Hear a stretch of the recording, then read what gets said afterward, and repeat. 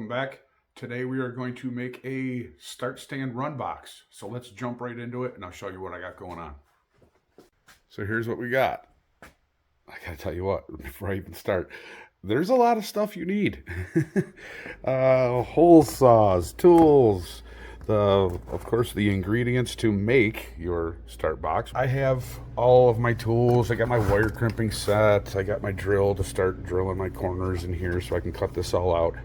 I have got shrink wrap. I got wire connectors in case I make something too short. More shrink wrap, ends. And then I also have more ends and stuff in this box. I got these fittings in this box with the little hooks on them, which I like. Or we can do the round ends. I got all different sizes. We have every fitting that we need to complete this project. We got this switch, which is going here on the top of the box.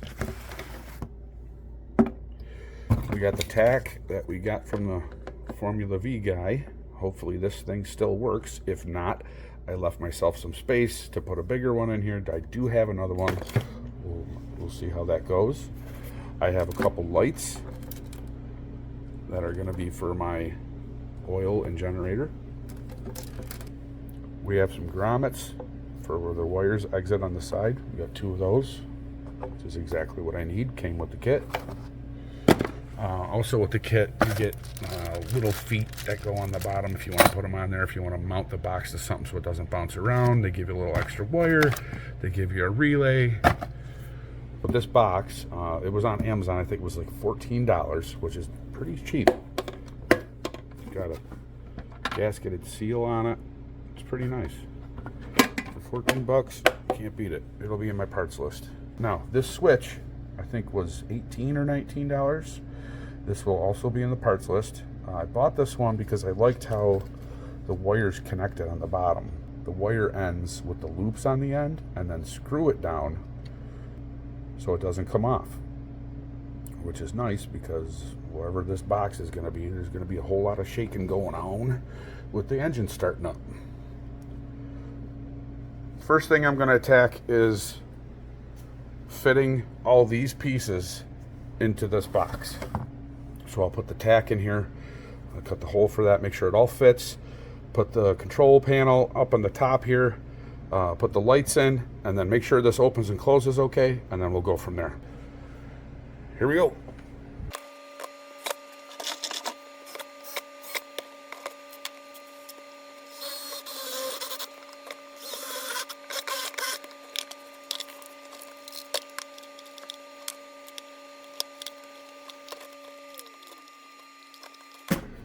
I'm gonna have to break out the top secret files for this.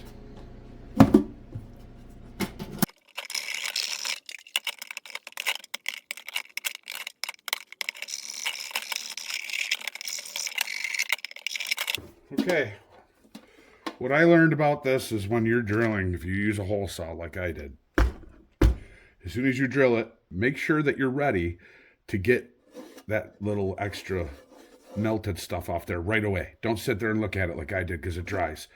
If you can push it in real quick, it'll break right off.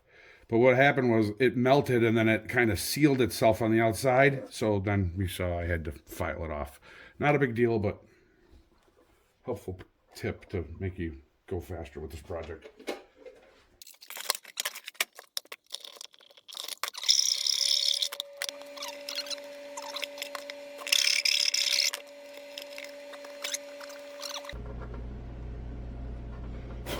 All right, there we go.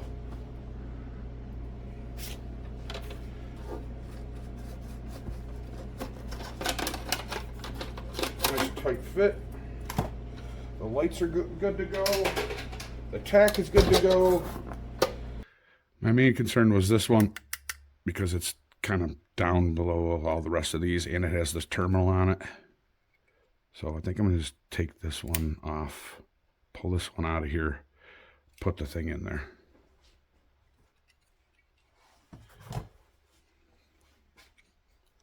Take this off here. And then we'll put the control panel in.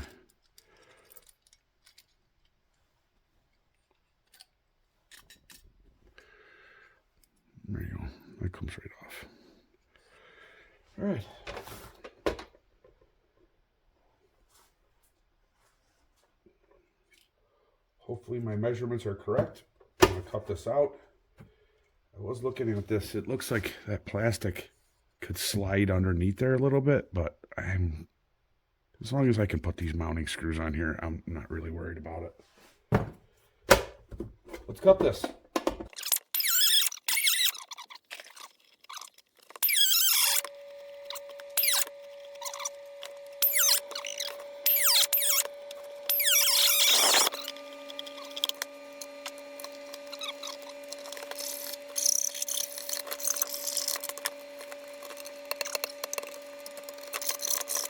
All right, let's see how close we got. What we did so far.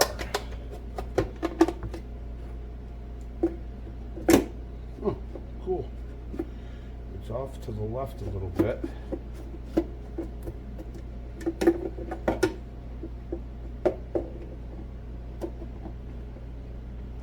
Yeah, I gotta take a little bit off of this side.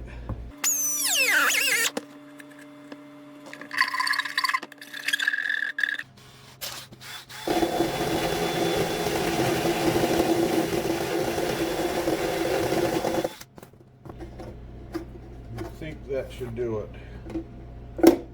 There we go. Beautiful.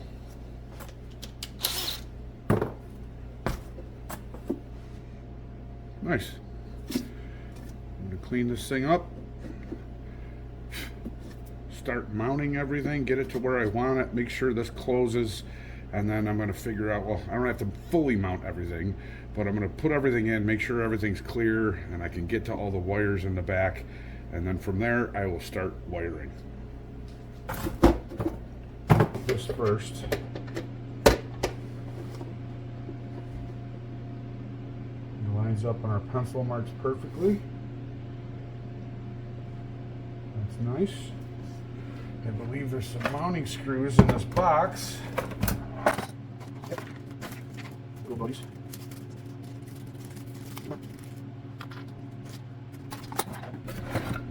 Oh yeah, this box also came with this little panel that was screwed to the bottom. I figured I'd take it out just to make a little more room.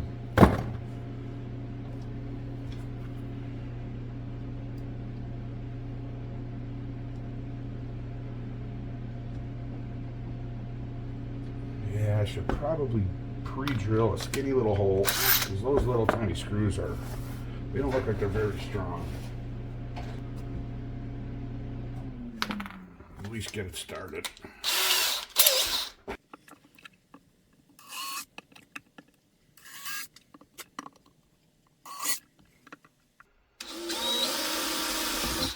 Oop, I went all the way through on that one. Let's see if that was a good or a bad thing. Tell you what, the older I get, the shakier I get. I pre-drilled everything just because I didn't know if this plastic was going to crack or break. Like I said, this thing was super cheap. And here we go again. I dropped a screw and guess where it went? Under the bench. Wow, all the way to the wall.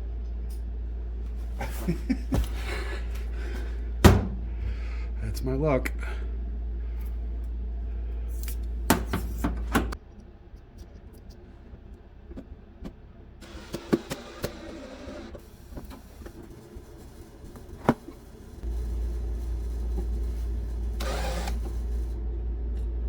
You gotta be kidding me.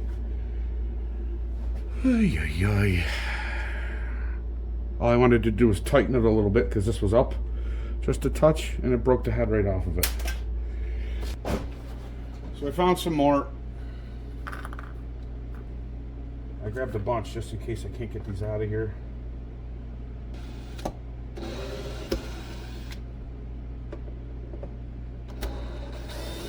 Yeah, that one broke too. Junk.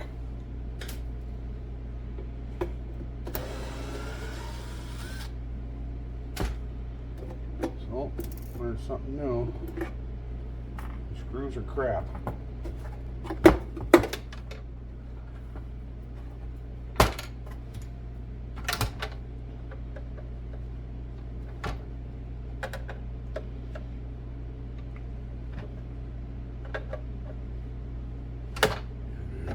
Wow. Wow, those things are garbage. I can literally squeeze them and squish them. Look at it. Wow. Oh, the little things.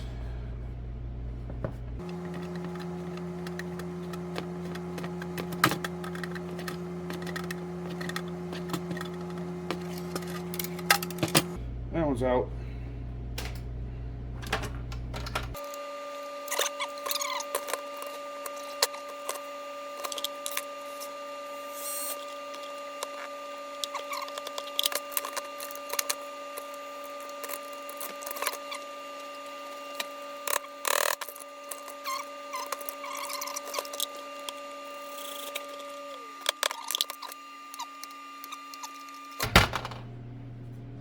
That little bugger was a fight. Alright, let's try this again. Throw this extra one right in the garbage. Those are junk. The drill is probably overkill, but I'm going to go really softly this time. We'll see what happens.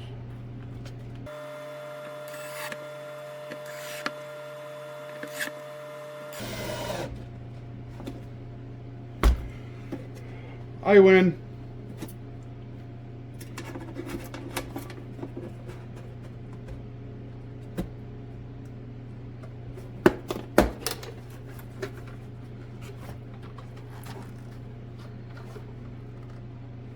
Just kind of squish these things. I'll show you from the back side so you can see better.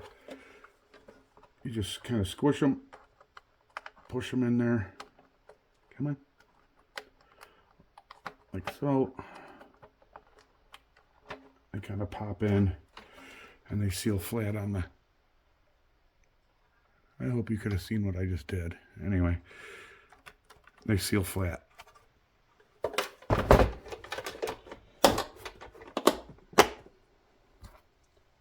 I'm going to put my red oil light on the left side. And this even says top on the light. I don't think it matters, but why not?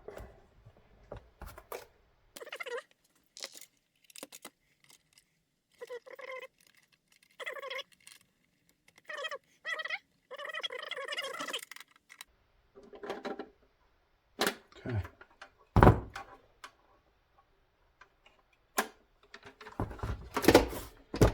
All right, the box closes okay. Yep, everything is clear. Everything's out of the way. And there you have it. I turned that into that.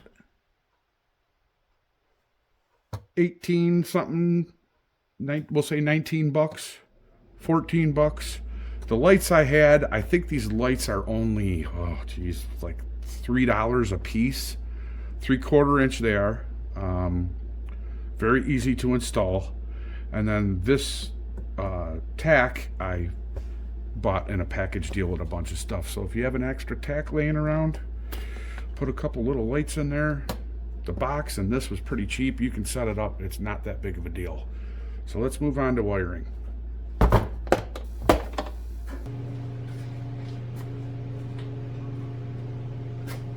So I wrapped up all my wires. At the last minute I decided to add one extra wire just in case. I don't know if I'm going to upgrade this thing or do something different in the future, so figured might as well put one in there now. I got some cheapy loom from Amazon. I'll put the link in the description. And now I'm going to feed this through here. Sometimes it's not the easiest thing to do. So let's get her done.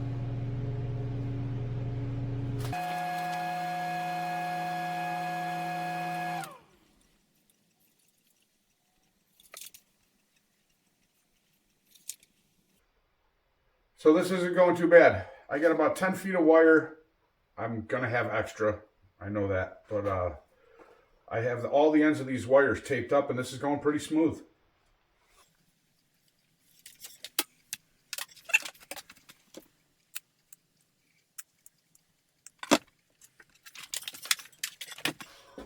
Now, working with this stuff in the past, I found that the best way to do this is to put to hit it with a lighter real quick and kind of squish it down. and then put the shrink tape on it.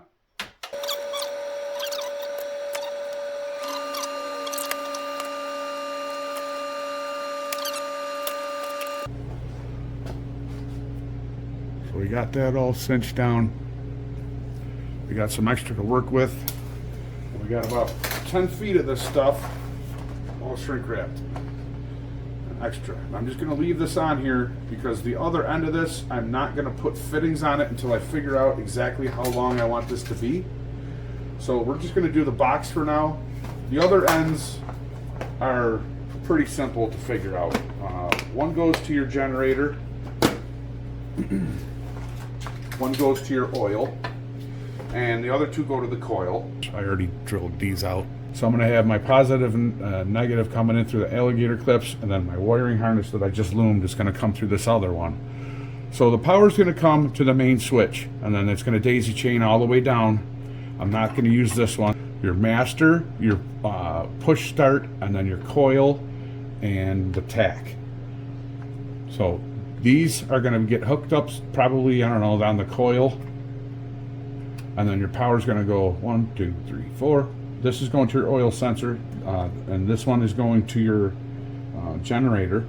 I had to look this tack up because I had no idea what the wiring was, and there was 5 wires, and usually there's only 4 on a aftermarket tack. But the green, it goes to the coil negative. The red goes to switched ignition, which I'm probably not going to use on this. We'll see if I need to or not. I don't think I do. The white and the orange go to the dash lights battery, so those can probably be hooked together. So pretty easy to hook up. Most of that's going to be in here. One wire is going to go out to the negative coil. So it's not really that difficult. When I get this more organized with the power coming in so it's simplified, I'll show you where everything else goes. This spool of the 5 wires that go to the back of the car, or to the engine, wrapped up here, and I have my other spool with my starter wire and my 2 Alligator positive and negative. So here's what I got going on. I'm sure you guys did not want to watch me crimp a bunch of fittings. I will show some of that tomorrow, but here's what's up. Here's the main spool with the 2 Alligator clips and the starter wire. Follow that in. It comes to here. Here is our positive from the battery going to the master switch. Okay, that's this wire, and then from that switch it comes out to our momentary switch for the starter.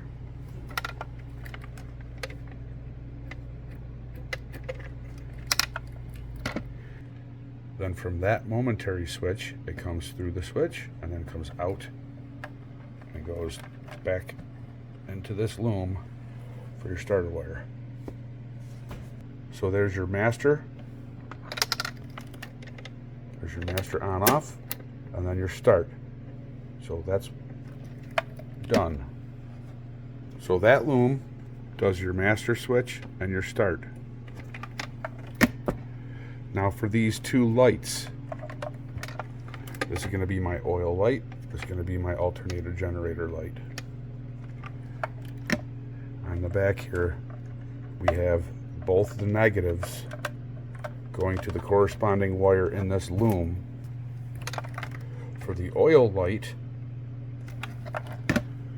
this black wire goes to green. Green's at the end of this spool. I have not gotten to that yet. For the alternator generator light, this black wire goes to white, and this white comes out of the spool and into here. Like I said, I haven't gotten to that yet. So now the 2 positives that come off of here are going to need, of course, power.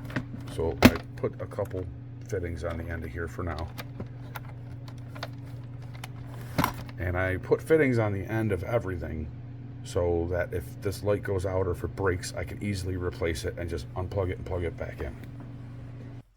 I wanted to show you this issue that I found with this switch panel. See that screw right there? Yeah, it's stripped. It will not come out. That was going to be my coil, but now my coil is this one.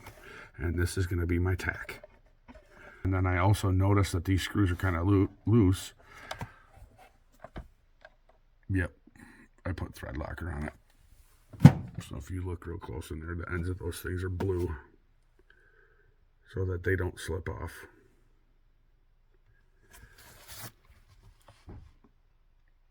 That's how far I got tonight. I will see you in the morning. It's the next day, and it's getting late again. Basically got it where I want it. I have my power probe here.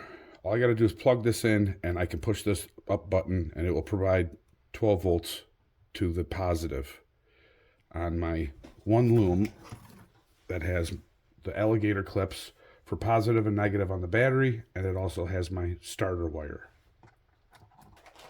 All right, we're live. Here we go. I'm going to try and explain this as in the simplest terms that I can, because it's confusing and there's a ball of wires in there, and I don't want to tell people how to wire. I'm not a wiring expert by any means, but I got this working. So here we go. Ta-da! Where do I begin? Let's get you in the box here so you can see. Well, first of all, let me explain this. This is our loom with the positive and the negative and the battery. This is our loom for the 4 or 5 wires that go to the back of the engine, and I have it, the other end of it, in the vise here. So for this loom, I have the white wire and the green wire for my alternator, generator, and my oil sensors. So that eliminates 2 of these wires. Okay? The white and the green. So now all we have is the orange and the black. The gray wire I have looped back in here in case I ever run a fuel pump or anything like that. So I have an extra wire in there in case I need it. So the orange wire goes to my coil positive, okay? And when I fire this up, my coil is on. The black wire is my coil negative. Now the coil negative goes to the tack. These were not fun wires to get in these fittings, but I did put them in fittings so I could take anything apart that I need to. So there's your 4 wires that go to the back of the engine. White and green are the 2 lights, and black and orange go to the one. The orange goes to the coil, and the black goes to the tack. Right here.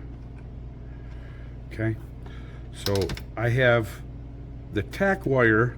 Of course, after it has power, everything has power now. The tack wire, I have the orange and the white together. This may not apply to your tack, so I'm not going to get too involved in the tack. But the orange and the white for this tack was the dash lights, and what was the other one? Oh, the battery. So battery and dash.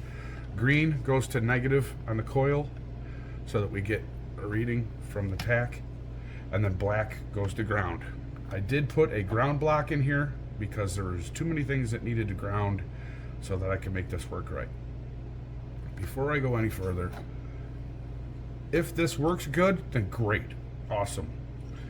But if it has hard start issues, or if I put the meter on here and I'm pulling too much amps, I can always put this relay in here. So power. Main power comes in from this loom. It comes up to here. I have it labeled with this red, into a fuse, and then it goes into the main switch, and then from that main switch it daisy chains to here, to the push button start. And then from the push button start, it goes to my coil and then to my tack. I also have a wire coming off of the end of this daisy chain to power my lights. So if you see this wire here, it splits into two, and then I have my yellow and my red for my two lights here. That's where they're getting power from.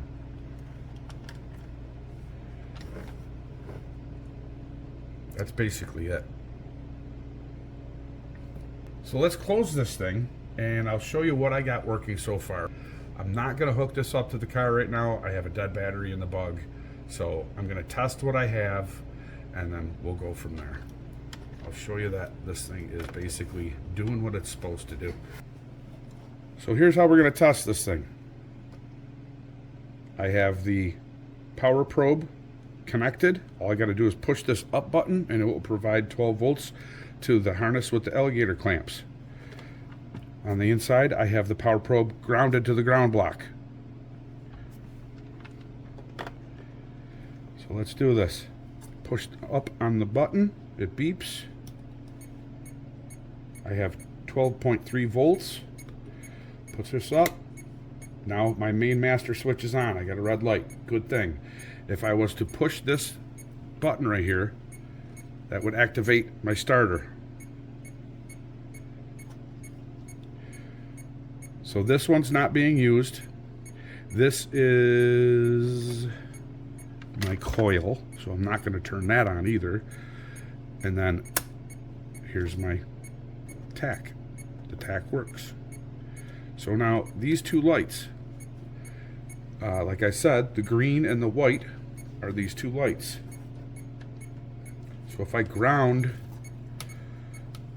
the white, the orange light should come on. There you go. And then if I connect the green wire to ground, that lights up the red light. So that's it. And then if I kill this, boom, everything's off. One thing I did not mention is I figured out that this little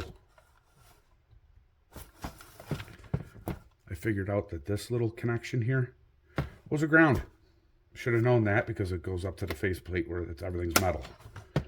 So this ground goes down to my ground block here.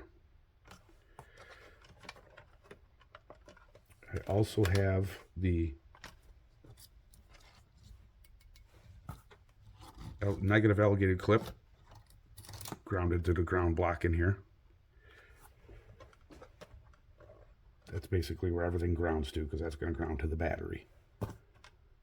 And then I have the ground for the tack grounded to this also. So there's 3 grounds on this ground block, which apparently I need to tighten down. So that's it. It looks like a jumbled mess. It's really not that bad.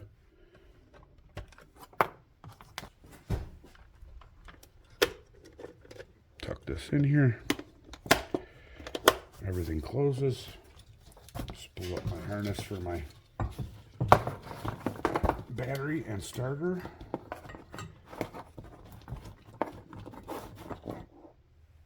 Pull up my harness for back of the engine.